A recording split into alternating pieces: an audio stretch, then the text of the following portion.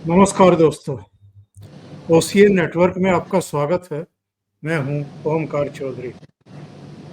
तो आज बात करेंगे साहब, एक तो अमित शाह का एएनआई को इंटरव्यू आया है और उसमें उन्होंने कई बातें कही हैं।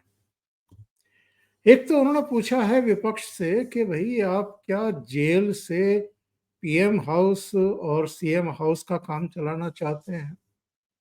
उनसे ये भी पूछा गया था कि टीएमसी ने, समाजवादी पार्टी ने, उद्धव ठाकरे, कई दूसरे विपक्षी दलों ने जेपीसी से किनारा कर लिया है, तो ऐसे में आप काम कैसे करेंगे। तो उन्होंने कहा कि अगर ये लोग सहयोग नहीं करेंगे तो क्या अगले 4 साल तक सरकार कामकाज नहीं करेगी, यह देश नहीं चलेगा। उन्होंने कहा इनके बिना भी चलेगा। और दूसरी बात जो अहम, मुझे सबसे ज्यादा अहम लगी, उन्होंने कहा है कि ये जो 130वां संशोधन हम लेकर के आए हैं, ये पारित हो जाएगा। एएनआई की एडिटर ने इनसे पूछा कि भाई इसके लिए 2/3 बहुमत चाहिए, आपके पास तो है नहीं। तो अमित शाह ने कहा कि है या नहीं है, ये तभी पता लगेगा जब इस पर वोटिंग होगी। ये अपने आप में बहुत बड़ा एक कॉन्फिडेंस दिखाता है सरकार का। और हम इस बात को कहते रहे अपने प्रोग्राम में कि एक्चुअल में ये सरकार कोई भी स्टेप तभी उठाती है जब 100% कामयाबी की उसको पूरा यकीन हो कि ये हम कामयाब हो जाएंगे, यानी ठोक बजा करके ही वो इस कानून को, संशोधन को लेकर के आए। वो धनखड़ साहब पर भी बोले हैं। और राहुल गांधी तो साहब सतत रहते ही हैं, रोजाना कोई ना कोई उनका बयान चर्चा में रहता ही है, उस पर भी चर्चा करेंगे। राहुल गांधी ने बड़ा अजीबोगरीब बयान दिया है। तो सीधे जुड़ लेते हैं अनुपम मिश्रा जी के साथ और वहीं फिर चर्चा का आरंभ करते हैं, उन्हीं के विचार जानते हैं। अनुपम जी, बहुत स्वागत है आपका। नमस्कार सर। साहब ये बताइए, नाथूराम गोडसे ने गांधी जी की हत्या की थी जनवरी 1948 में। नवंबर 1949 में उनको फांसी पर लटका दिया गया। नवंबर में ही 26 नवंबर को संविधान को अंगीकार किया गया और 26 जनवरी 1950 को उसको लागू किया गया। अब राहुल गांधी ने एक नया ज्ञान दिया। वो ज्ञान क्या है, वो जरा दर्शकों को भी सुनवा देते हैं और उसके बाद फिर आपकी टिप्पणी। ये संविधान आरएसएस और बीजेपी नहीं लाई। जिस व्यक्ति ने, गांधी जी ने इस संविधान के लिए जिंदगी दी, उसकी हत्या की गई। गोडसे ने गांधी जी को गोली से मारा। गोडसे इस संविधान के खिलाफ था।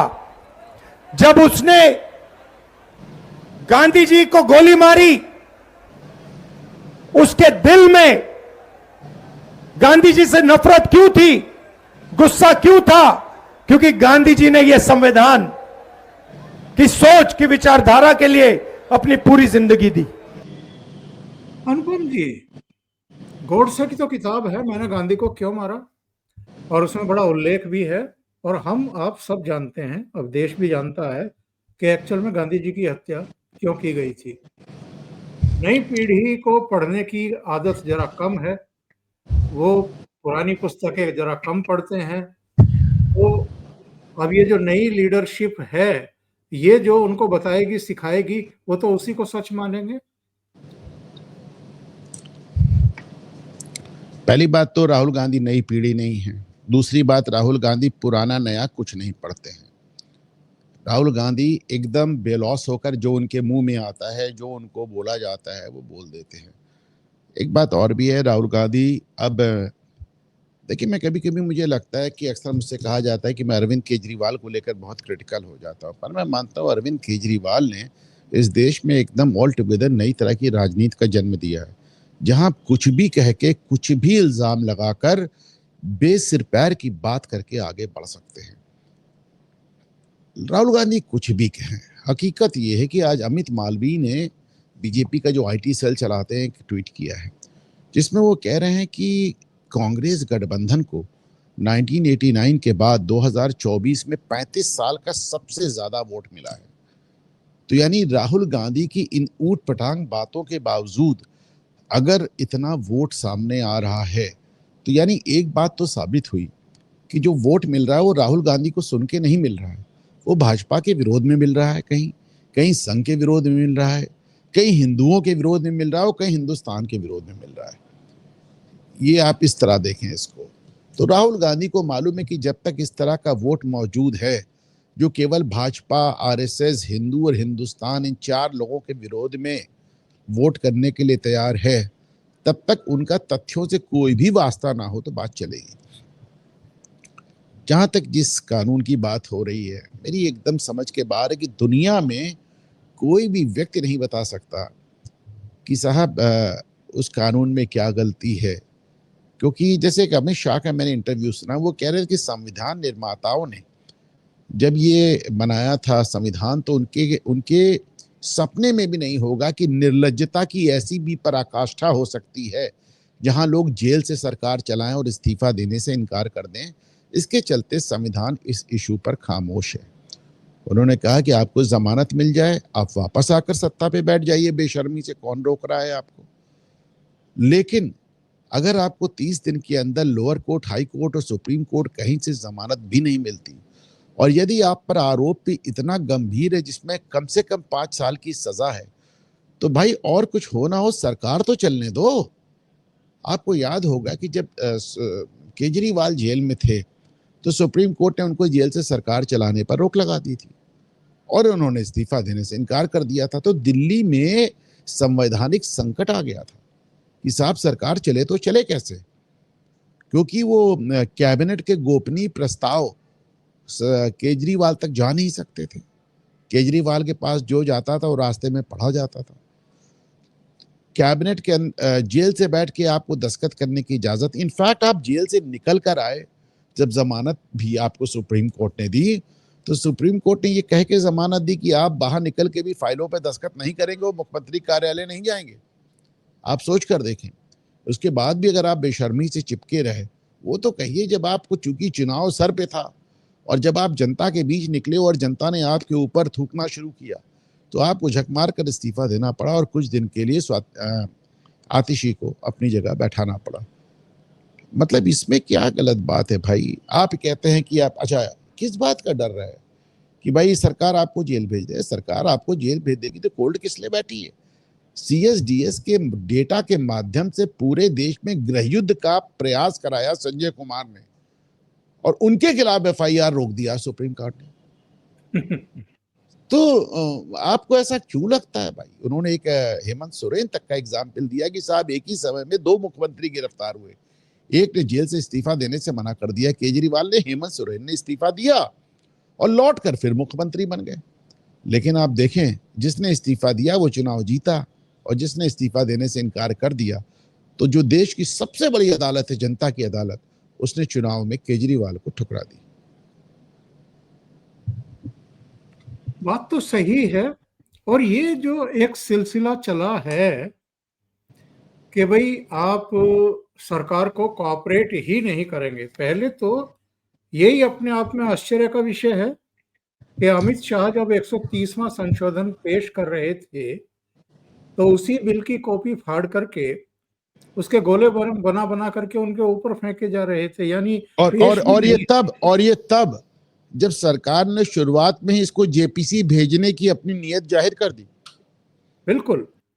तो मेरा सवाल एक्चुअल में यही है कि आप जेपीसी में अपनी बात क्यों नहीं रखना चाहते हैं? टीएमसी मना कर चुकी, एसपी मना कर चुकी, आज सुबह संजय राउत का भी बयान आ गया कि हम भी दूर रहेंगे, ये तमाशा है। तो क्या जेपीसी 2014 से पहले ठीक थी और अब खराब हो गई है? देखें, पहले तो बहुत ज़्यादा जेपीसी का कल्चर ही नहीं था। सरकार में को अगर बहुमत होता था तो फिर वो अपनी बात मनवा लेती थी। यहाँ तो सरकार मैं देख रहा हूँ कि ये तो बड़ा मामूली सी बात है। मतलब आप एक सरकारी अधिकारी अगर 48 घंटे जेल में रह जाता है तो वो स्वतः सस्पेंड हो जाता है। सुप्रीम कोर्ट ने कहा कि यदि किसी को 2 साल की सजा होती है तो उसकी सदस्यता स्वतः चली जाएगी, स्वतः। और इसके बाद वो तमाम लोग जिनकी सदस्यता स्वतः चली गई, उनकी सजा पे रोक लगा के कोर्ट ने उनकी सदस्यता बहाल कर दी। 2 एग्जाम्पल आपके सामने है, मुख्तार अंसारी का भाई और मुख्तार अंसारी का बेटा।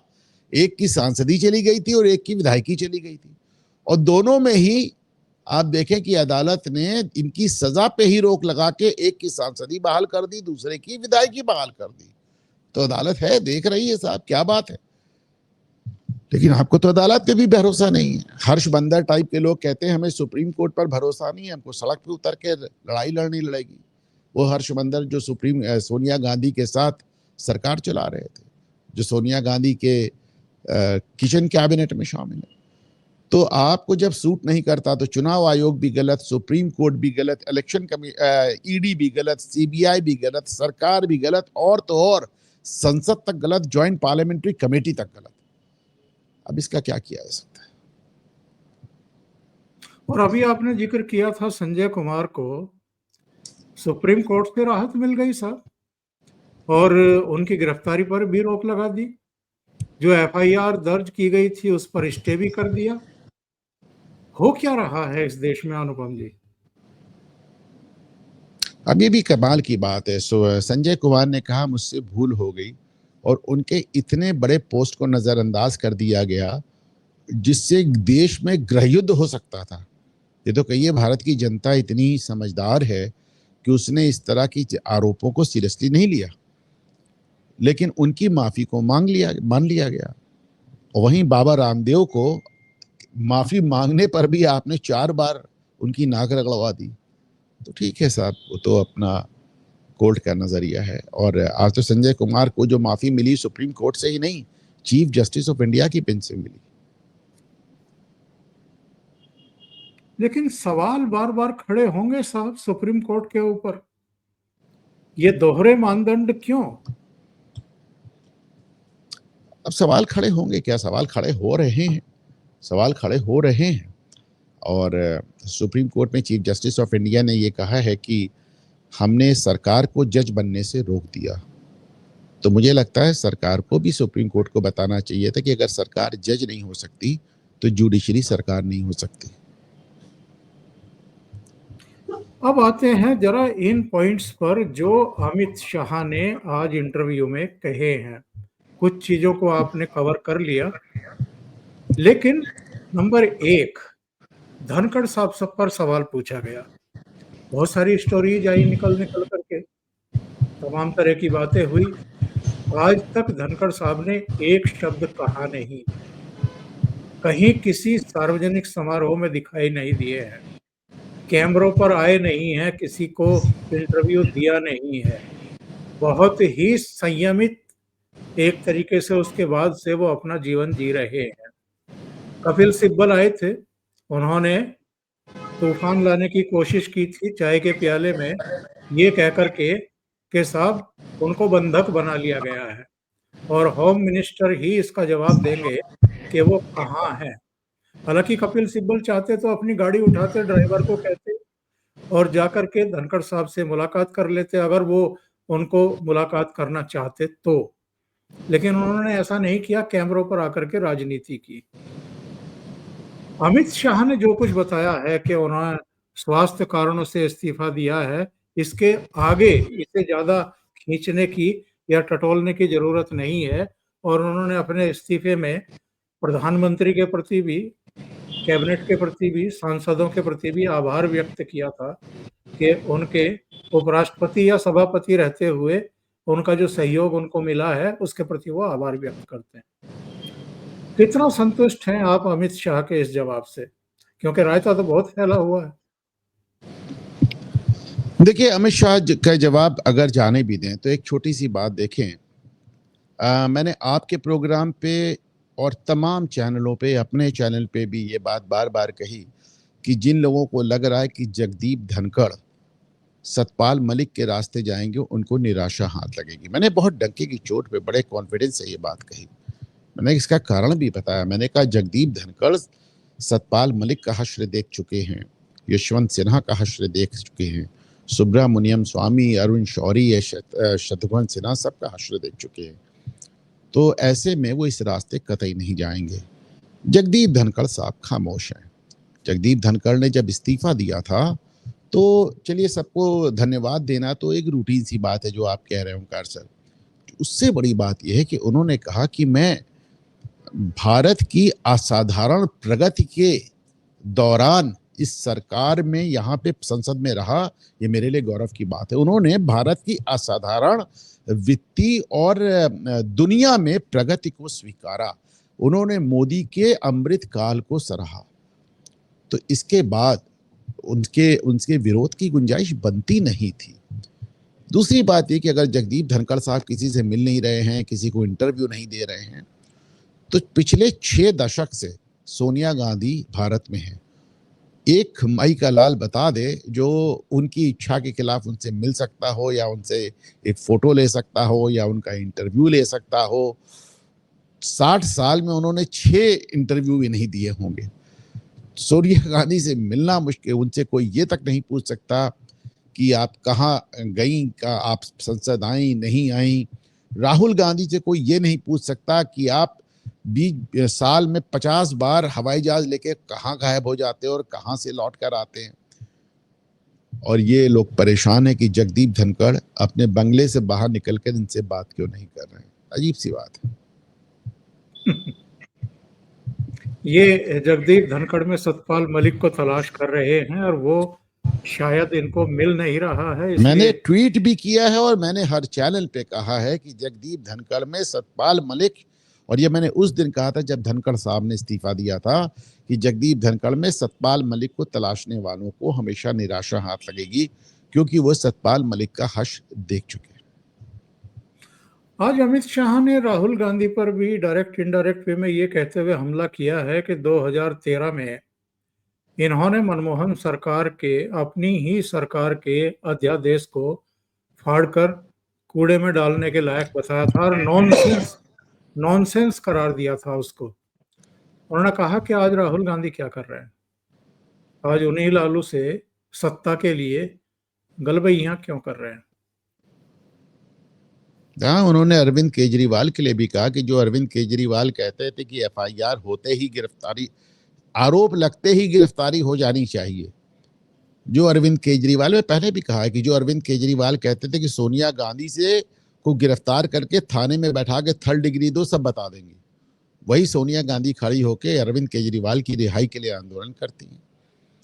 जो लालू और मुलायम की सरकारें और पार्टियां उत्तर प्रदेश और बिहार में कांग्रेस को वोट के खा के कांग्रेस के विरोध में खड़ी हुई है, मैं बार बार कहता हूं कि पूरे देश में एक भी ऐसा क्षेत्रीय दल नहीं है जो भारतीय जनता पार्टी के विरोध में खड़ा हुआ हो। जितने क्षेत्रीय दल हैं सबका गठन कांग्रेस के विरोध में हुआ है, चाहे वो बीजू पटनायक की पार्टी हो, चाहे वो ममता बनर्जी की पार्टी हो, चाहे वामपंथियों की पार्टी हो, चाहे लालू की पार्टी हो, चाहे मुलायम की पार्टी हो, चाहे डीएमके हो, चाहे ये जगन मोहन रेड्डी हो, चाहे ये चंद्रबाबू नायडू हो, चाहे तेलुगु देशम से मेरा मतलब है, चाहे आपको देवगौड़ा की पार्टी हो, चाहे स्टालिन की पार्टी हो, चाहे केजरीवाल हो, एक, और यहाँ तक कि चाहे अब्दुल्लाज हों, मुफ्तीज हों कश्मीर में, आज तक जितने क्षेत्रीय दल भारत में खड़े हुए हैं सबका गठन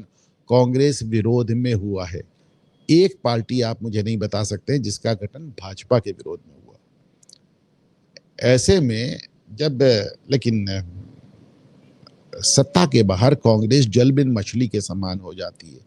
आज तक सबसे लंबा समय जो उन्होंने सत्ता के खिलाफ बाहर गुजारा था वो अटल बिहारी के 7 सालों में गुजारा था, लेकिन इस बार देखिए 11 साल हो गए हैं और 15 साल होने की गारंटी है, यानी 7 से दुगने से ज्यादा। तो अब वो सत्ता के बगैर कांग्रेस रह नहीं सकती और ऐसे में वो तमाम लोग जो उसी का वोट खाकर उसी को अपने अपने प्रदेश से निकाल कर बड़े दल बन गए हैं। लालू यादव ने जब कांग्रेस का वोट खाया तो कांग्रेस बिहार में समाप्त हो गई। मुलायम सिंह यादव ने जब कांग्रेस का वोट खाया तो कांग्रेस उत्तर प्रदेश में समाप्त हो गई। डीएमके ने जब कांग्रेस का वोट खाया तो कांग्रेस तमिलनाडु में समाप्त हो गई।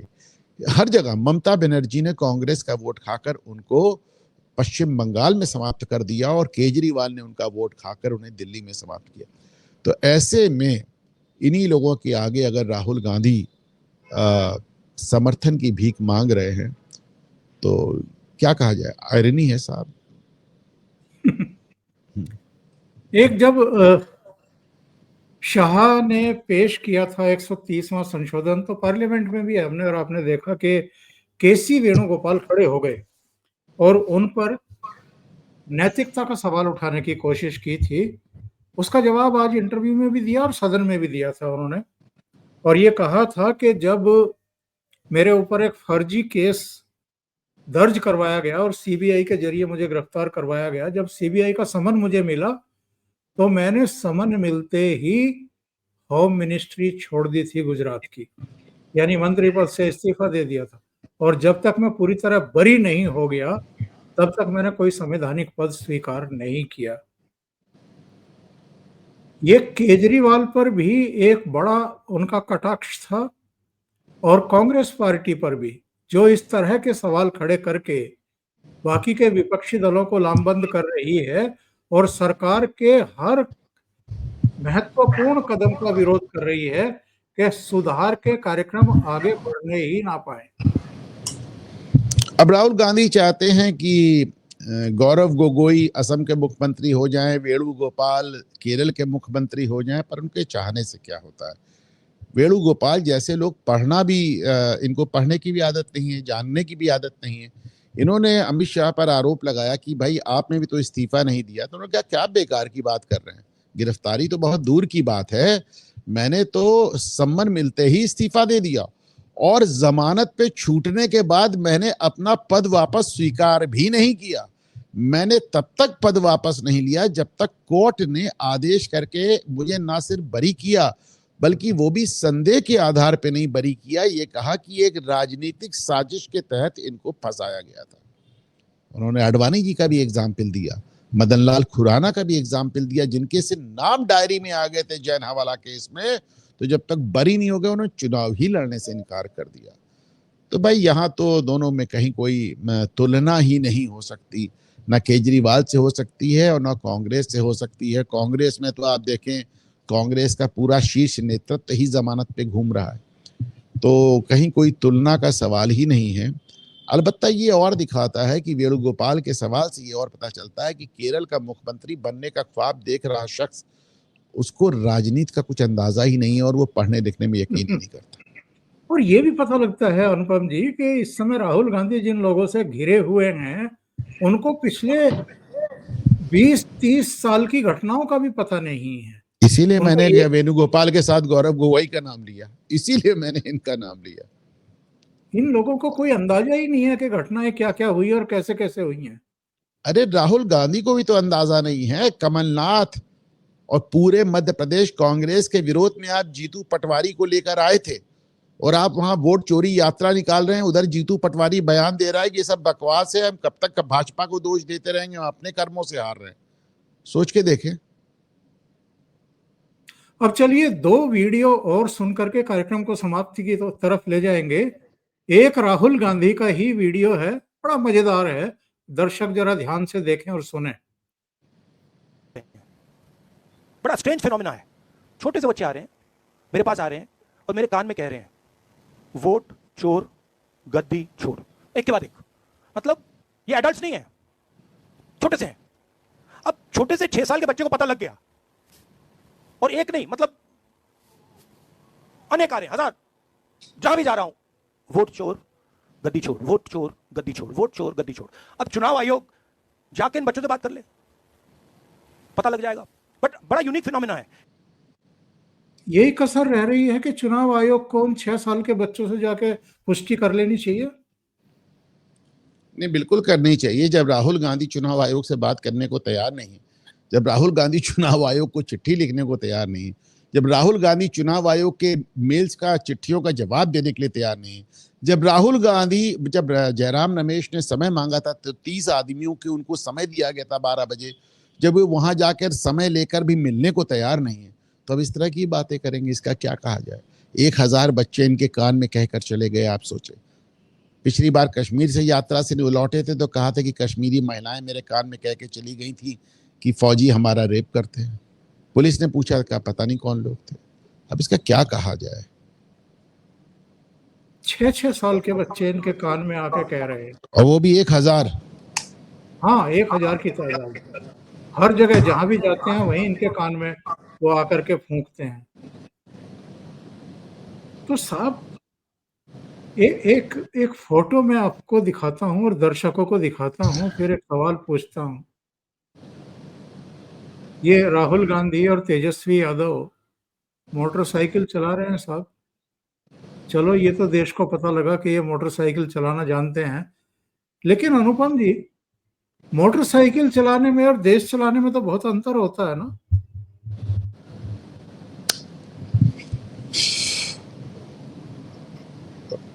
तेजस्वी और राहुल को छोड़कर इस पूरी जो गैंग मोटरसाइकिल चला रही, किसी ने हेलमेट तक नहीं लगाया है। और तो और इनके जो पीछे लोग बैठे हैं वो भी नहीं लगाया है। और राहुल गांधी सब हरकतें बहुत दिनों से करते रहते हैं, कभी मोटरसाइकिल चलाते हैं, कभी कार चलाते हैं, कभी स्कीइंग करते हैं। ये सब उनके ड्रामे हमेशा से चलते आ रहे हैं। और पता नहीं कौन सी एक टीम है, वामपंथियों की एक टीम बना ली है इन्होंने। आप सोच के देखिए कि जेएनयू के 3 पूर्व छात्र संघ अध्यक्ष इस समय इनकी टीम में हैं। वो क्या समझाते हैं इनको। कांग्रेसियों को, अगर वरिष्ठ कांग्रेसियों से मैं बात करता हूँ, एआईसीसी के मेंबर से बात करता हूँ, वो कहते हैं साहब देखकर इतना दुख होता है कि हमने अपना पूरा जीवन कांग्रेस में दे दिया और ये कल के आए जेएनयू के लड़कों से बात करके अपनी स्ट्रैटेजी बनाते हैं, हमको टाइम तक नहीं देते हैं। तो अब ये है भाई, राहुल गांधी की अपनी एक सोच है, इसका क्या किया जा सकता है। और वैसे भी जो बिहार में उनकी यात्रा है, और मैंने तो बहुत पहले इसको, शायद सबसे पहले जो लोगों ने ट्वीट किया तो उनमें एक मैं भी था, मैंने दिखाया था कि साहब इनकी पूरी यात्रा केवल मुस्लिम बाहुल्य इलाकों से निकल रही है। और शायद तेजस्वी यादव इनके साथ जाते भी नहीं अगर ये यात्रा मुस्लिम बाहुल्य इलाकों से नहीं गुजरती होती। पर तेजस्वी को लगा साहब ये तो हमारे ही वोट पे डाका डालने जा रहा है, तो वो इनके साथ चले गए। दोनों का हाल ये है कि कल राहुल गांधी से पूछा गया कि तेजस्वी यादव ने तो आपको प्रधानमंत्री मान लिया, आप उन्हें मुख्यमंत्री कब मानेंगे। राहुल ने इसका जवाब ही नहीं दिया। आप देखिए उसको टाल के रह गए, उसको तैयार नहीं हुए बात करने के लिए। तो है मतलब इनका अपना ये राजनीति का एक स्टाइल है।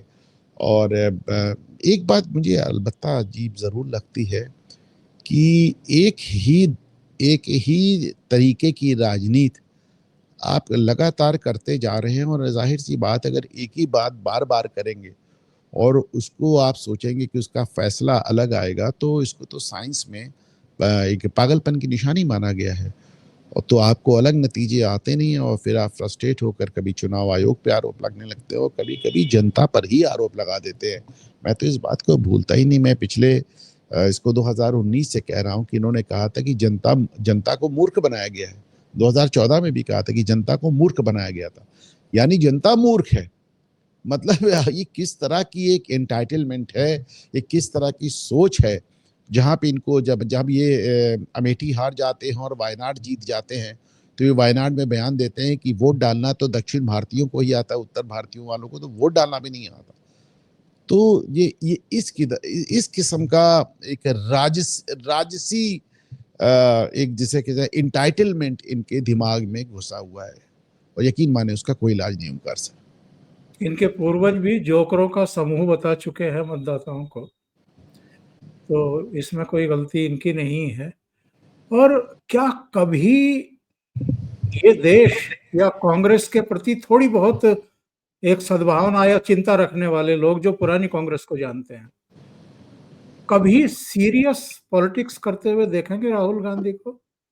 क्योंकि जब भी राज्यों के चुनाव आते हैं और जिस तरह की ये हरकतें करते हैं, जिस तरह के ये बयान देते हैं, अब ये 6 साल के बच्चे वाला बयान, इससे अगर थोड़ा बहुत ये पसीना बहाते भी हैं, तो उस सब पर पानी फेर देते हैं ये। देखिए, राहुल गांधी को राजनीति में आए 25 साल से ज़्यादा हो गया है। अगर आपको लगता है कि उनमें कोई ऐसा बदलाव आने वाला है तो फिर आपकी अपेक्षा गलत हो सकती है। 25 साल एक बहुत लंबा समय होता है अपने आप में कुछ बदलाव लाने का या कोई बेहतर राजनीति करने का। लगातार 3 बार आप केंद्र में हारे हैं। जब जीते भी थे आप तो बड़े कम सीटों से आपने सरकार बनाई थी। आपसे ज़्यादा सीटें तो इंदिरा गांधी इमरजेंसी के बाद ले आती हैं साहब। लगातार 3 बार आप 100 की सीट, 100 का आंकड़ा नहीं छू पाया। अगर इस सब के बाद भी राहुल गांधी ने अपनी राजनीति या राजनीति के तरीके में कोई बदलाव नहीं लाया है तो फिर आप मान कर चलें कि ये बदलाव अगर आप देखना चाह रहे हैं तो शायद ये संभव नहीं। और एक और मोहतरमा का बयान सुन करके, आपकी टिप्पणी लेकर के फिर प्रोग्राम का समापन करेंगे। वक्त यहाँ मुसलमानों का जो हाल हो रहा है और उनको बांग्लादेशी, और अच्छा बांग्लादेशी बोलने में क्या गुनाह है? अरे भाई, बांग्लादेशी भी तो इंसान है। अरे दुनिया इतनी बड़ी है, बांग्लादेशी भी यहाँ हो सकते हैं। किसी का राइट डिप्राइव तो नहीं कर रहे। ये कहना कि उसका राइट डिप्राइव कर रहे हैं, उसका राइट डिप्राइव कर रहे हैं, ये एक बहुत ही, it's a very very troublesome and an extremely mischievous and very detrimental to humanity. अरे इंसान हैं तो why can't human beings, अल्लाह ने ये धरती बनाई है इंसानों के लिए, ये हैवानों के लिए तो नहीं बनाई है, इंसानों के लिए बनाई है। अरे एक इंसान अगर एक जमीन पे खड़ा है तो उसको इतनी बुरी तरह से उसको खदेड़ के, और जो मेरे तो एरिया में, मैं तो जामिया मिलिया इस्लामिया में रहती हूँ, वहाँ दिल्ली में, मेरे यहाँ बिल्कुल यही तोड़ फोड़ इविक्शन हो रहे हैं। बिल्कुल ये जो ग्वालपाड़ा में हो रहा है वो जामिया में हो रहा है। यानी एक तरह से एक कयामत है मुसलमानों पे। आपने अपने ट्विटर हैंडल पर इन मोहतरमा के लिए आखिर में एक टिप्पणी लिखी है, अनुपम जी। देखिए, मैंने इसलिए लिखा है क्योंकि ये सैदा हामिद हैं और इनको पद्मश्री दिया गया था। इंदिरा गांधी के प्रधानमंत्री कार्यालय में ये सचिव थी, योजना आयोग की मेंबर थी। इनके अब्बा को पद्म भूषण दिया गया था, ख्वाजा गुलाम सैयदीन, और वो भारत रत्न हमारे पहले मदरसा एजुकेटेड शिक्षा मंत्री मौलाना आज़ाद के शिक्षा सचिव थे वो। तो यानी कि आप ये पूरी लिनिएज देख लीजिए। उसके बाद इन्होंने मोटी मोटी 3 बातें कही कि ये ज़मीन अल्लाह की है, यहाँ पे बांग्लादेशियों को रहने का हक है, और अगर ये बात नहीं मानोगे तो हम कहेंगे कि मुसलमानों पर क़यामत आ गई है। तो सब कुछ दे दीजिए आप, लेकिन बात वही हामिद अंसारी वाली, आप कहीं भी बैठा दीजिए, इनकी अपनी धार्मिक कट्टरता जाने वाली नहीं। और कोई भी बांग्लादेशी या कोई भी पाकिस्तानी या कोई भी रोहिंग्या भारत में क्यों रहना चाहिए? नहीं, फिर एक बात और भी है, अगर ज़मीन सब अल्लाह की ही है और बांग्लादेशियों को यहाँ रहने का हक है तो फिर पाकिस्तान क्यों बनाया गया, बांग्लादेश बनाया क्यों गया? बिल्कुल सही बात है, वाजिब सवाल है। और ये लोग चुप्पी साध जाते हैं जब पाकिस्तान में और बांग्लादेश में हिंदुओं पर बर्बरता और क्रूरता होती है, उनके घरों को उजाड़ा जाता है, उनके प्रतिष्ठानों पर हमले किए जाते हैं, उनकी बहू बहन बेटियों की असमत लूटी जाती है, तब मुंह में दही जम जाती है इन लोगों के। ये केवल मुसलमानों की बात करते हैं। जब इनको पद दिए गए थे तब तो ये पूरे देश का प्रतिनिधित्व करते होंगे ना, सभी धर्मों सभी जातियों के लोगों का प्रतिनिधित्व करते होंगे। इनको अरे चिंता भाई, सब आज भी अगर आप जामिया मिलिया में रह रहे हैं तो सरकारी जमीन पे ही तो रह रहे हैं ना। आपके अब्बा छोड़ के थोड़ी गए हैं इसको।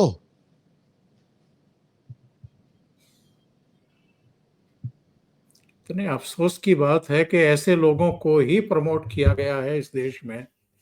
और एक पूरी लिस्ट आपने इनकी पढ़ी है पूरी, मौलाना आजाद से लेकर के और इनके अब्बा और तमाम, और ये खुद इनके भी आप नजरिए देखिए क्या है कि अगर बांग्लादेशियों को यहाँ से निकाला जा रहा है तो कयामत आ गई है मुसलमानों पर। बहुत बहुत धन्यवाद अनुपम जी इतना समय निकालने के लिए और महत्वपूर्ण मुद्दों पर चर्चा करने के लिए। Thank you so much. Thank you sir.